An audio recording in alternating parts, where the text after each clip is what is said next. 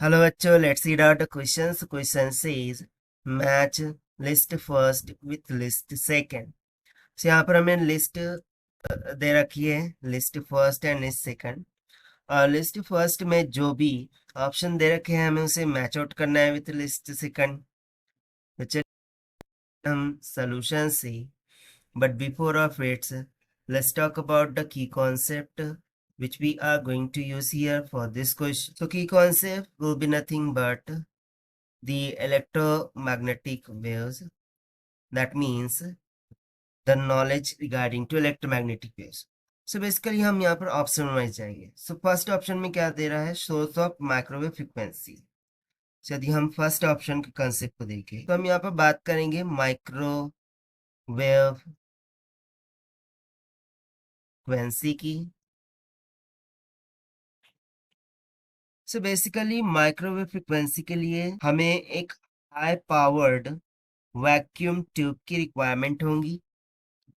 So we will say for microwave frequency we will require a high powered vacuum tube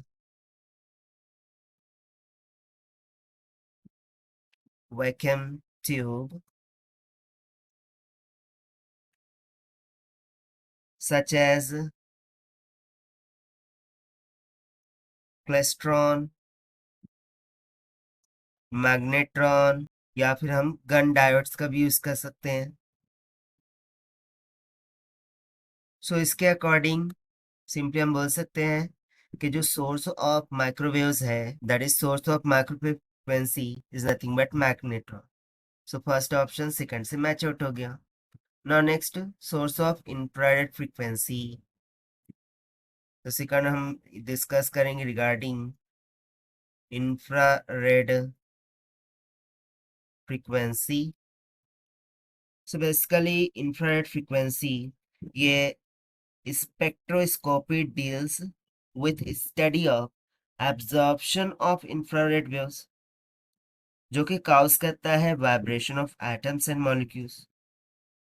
so basically हम इसका phenomenon इस तरीके से लिख सकते हैं कि जो इंफ्रारेड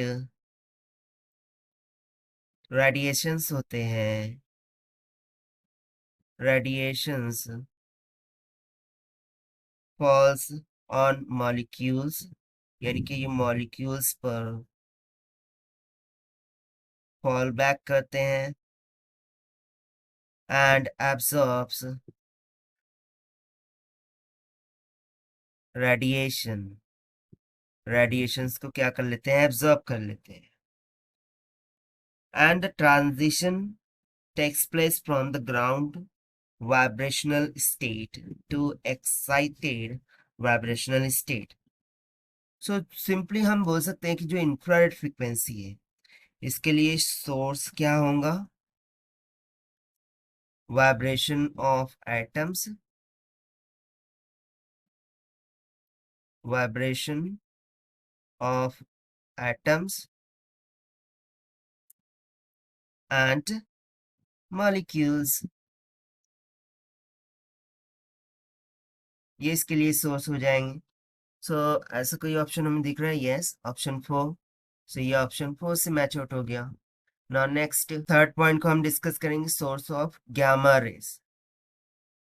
सो थर्ड पॉइंट को हम डिस्कस करेंगे, सो ए बी सी मानेंगे, okay we will say see gamma rays. So gamma rays के लिए सोर्स क्या होगा, so basically when radio decay occurs from the atomic nuclei of any radioactive substances, electromagnetic radiations arises।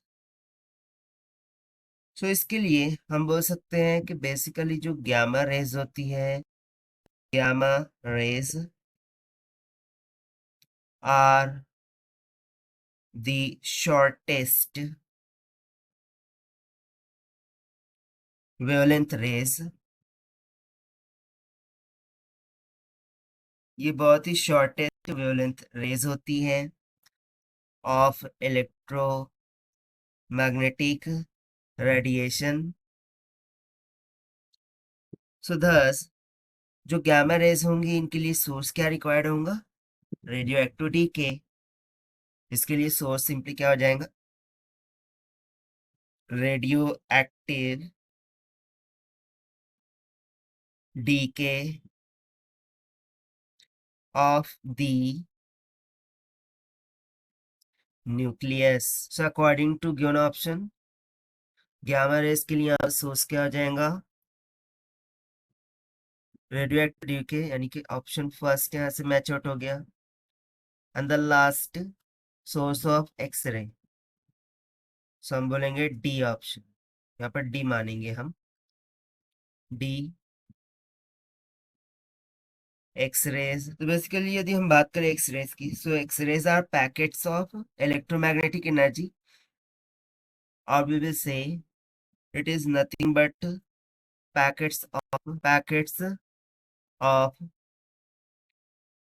Photons जो कि produce होते हैं by electron clouds in atom.